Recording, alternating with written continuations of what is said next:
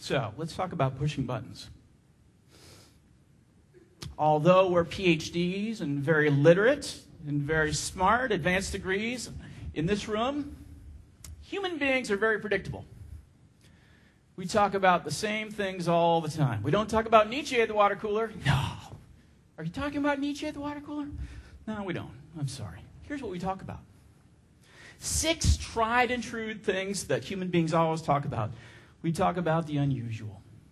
We don't talk about how the dog bit the postman. We talk about how the postman flipped out and started biting the dog. Yes, that's Vodafone, sponsored by Vodafone. We talk about the outrageous. We talk about the taboo. We talk about sex. We talk about lies. We do things we're not supposed to do. We do things we're not supposed to do. We're so predictable. So you're out to a restaurant, you order a dinner, and out comes the waiter or waitress, hot plate, hot plate, hot plate, hot plate, hot plate, hot plate, hot plate. And what do? You touch the plate! You're not supposed to touch the plate! No touch! So predictable. Human beings are so predictable. We talk about the same things all over again. We talk about the hilarious, we talk about the remarkable, we talk about secrets. How many times have you heard the phrase, I'm not supposed to tell you this, but, I guarantee you, Monday morning, you walk into your cube next door, your office, the office next door, you talk to someone, you say, I got something to tell you. No, I shouldn't. I couldn't. That person will follow you around all day long. Please, tell me the secret.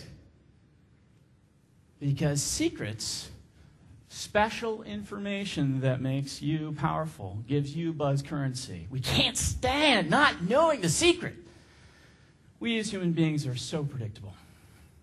We don't talk about the boring. We talk about things that make us gasp, things that make us laugh, things that are rooted in emotion. And marketing gold is if you, the marketer, you, the brand steward, can start a conversation that begins with, hey, did you hear?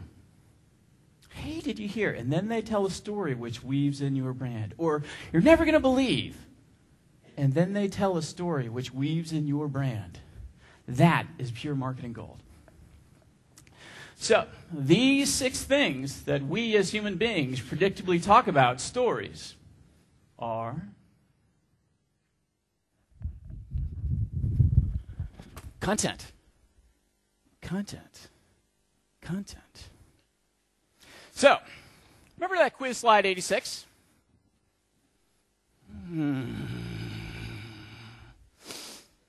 I'll save you the time. Write down the first things that you remember from quiz slide 86. What is it? Paris Hilton. Now, we are so predictable as human beings.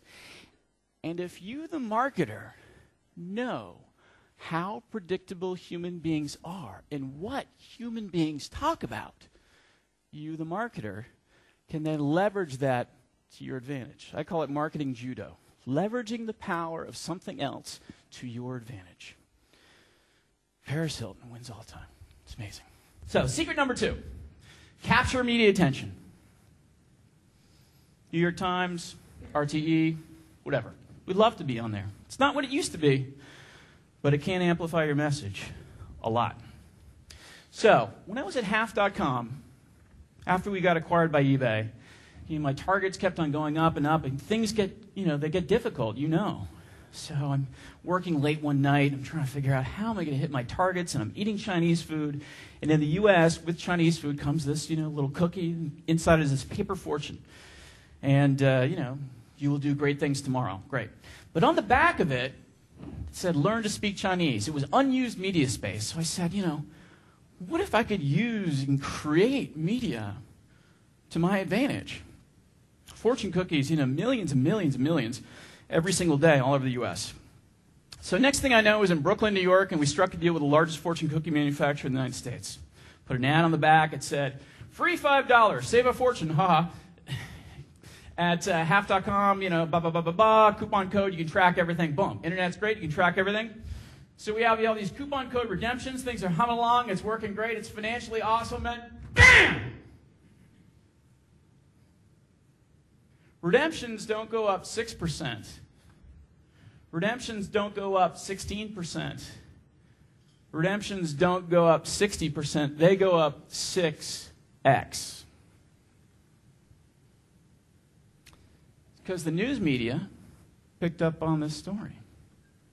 Didn't spend one more dime. The existing spend, the existing number of fortune cookies, all of a sudden the media picks up on it, amplifies your message.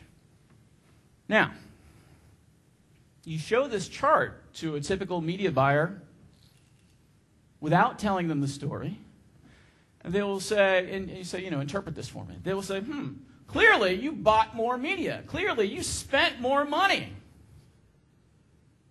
Clear as day. No, not one more euro. Nothing. Outthinking versus outspending. Doing more with less. So, you ask, Virginia, are there predictable things that capture news media attention? Just like human beings talk about predictable things. Yes, there are. There are 5. The first one is the David and Goliath story. We'll go through this. The first one is the David and Goliath story.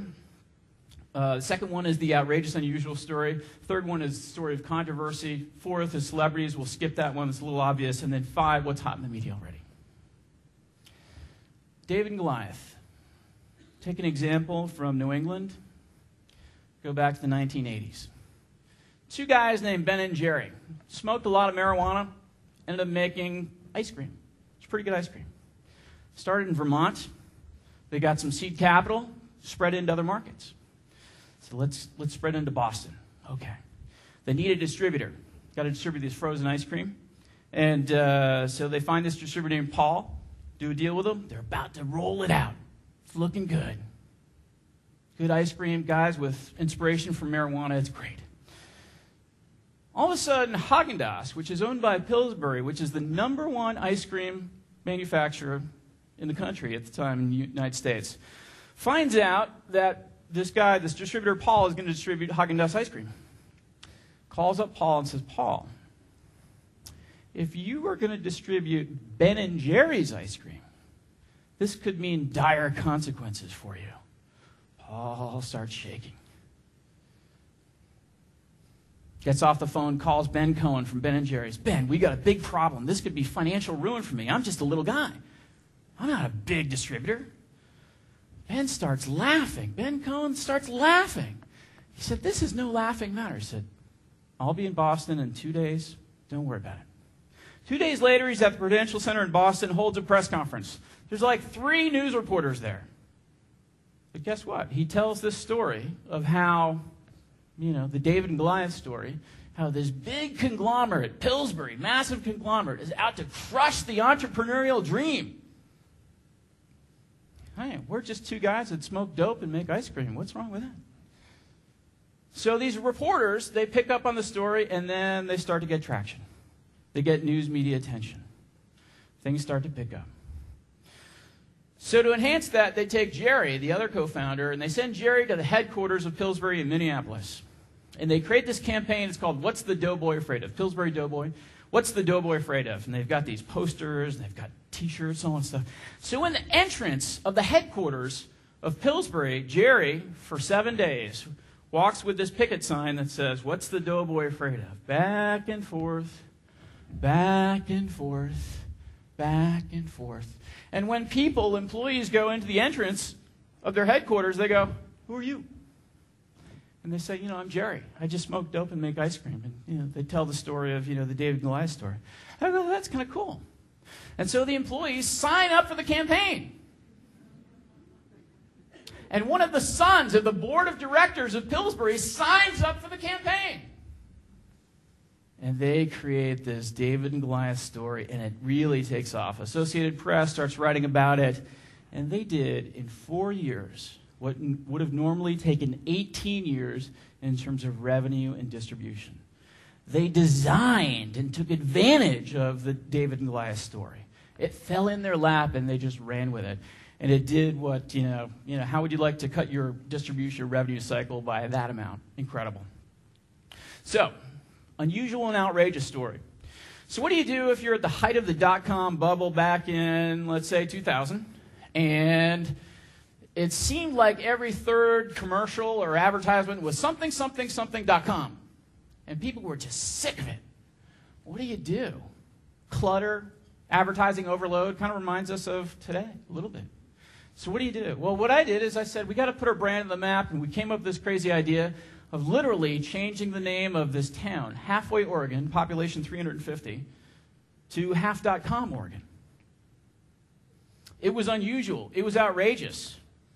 It was bravado, and it got us press, a lot of press. China, Czechoslovakia, Germany, Australia, everywhere. This small company had the gall to rename a town. The town was divided. Half the people wanted to do it, half the people didn't. Shook a lot of hands, kissed a lot of babies, drank a lot of coffee, eventually swayed them over it, and we convinced them to rename the town. $100,000 in cash for 350 people, some computers for the school, and we'll build your websites. We're in that business. We created a lot of buzz, a lot of news media attention. 19 days later, eBay calls and said, would you like to sell a piece of your company? And we said, yeah. 5 months later, we sold it for $312 million. We outthought versus outspend. In those days, people were putting money in train cars and pushing it to the traditional means. We spent $100,000 in 6 weeks of time. Paid off big, huge. It was the hard road traveled. 8 million customers in less than 3 years. Controversy gets media attention all the time. You can attest to this. I guarantee you tonight, you put on CNBC and there'll be one analyst talking about Paddy Power. They said, Paddy Power is the best buy. You should buy their stock right now. Poised for growth, fantastic. 2 minutes later, they'll have another analyst saying, Paddy Power is the worst stock you could buy. Look at the economy. Do not buy the stock. And why do they do that? They do it because of controversy. And controversy, by design, gets news media attention. It gets ratings. There we go. And, this is done all the time for entertainment purposes, and it works. And if you have a foil, if you have someone who really hates you, if you have some pundit out there who really doesn't like you at all, you can use this to your advantage. Because it creates controversy. Controversy creates good media. Good media can amplify your attention. We'll skip celebrities. We'll talk about what's hot in the media already. This is marketing judo. The energy of something already in the media out there to your advantage. So we'll use an example. George Bush. In his first year of office, he almost kills himself choking on a pretzel. Now, some said we would have been better off in the last decade if he did. But that's another story. So what do? I don't know. I'm going to make this up. If you're Rachel's Potato Chips and you make potato chips or candy or whatever it is, spend 200 euros, go in the radio booth, make some radio commercials that say, hey, tell you what, stop eating pretzels and start eating Rachel's Potato Chips and save the life of all our elected officials. It's hot in the media already. Controversial. If it's on the first page of the Irish Times or if it's on the first 5 minutes of RTE, if you can piggyback on this hot story already, somehow, put some twist on it in your own special way, you too will be on page one and you too will be on the first 5 minutes. It's got to be fast. It's got to be relevant. It's also got to be about what the media talk about and what human beings talk about. So,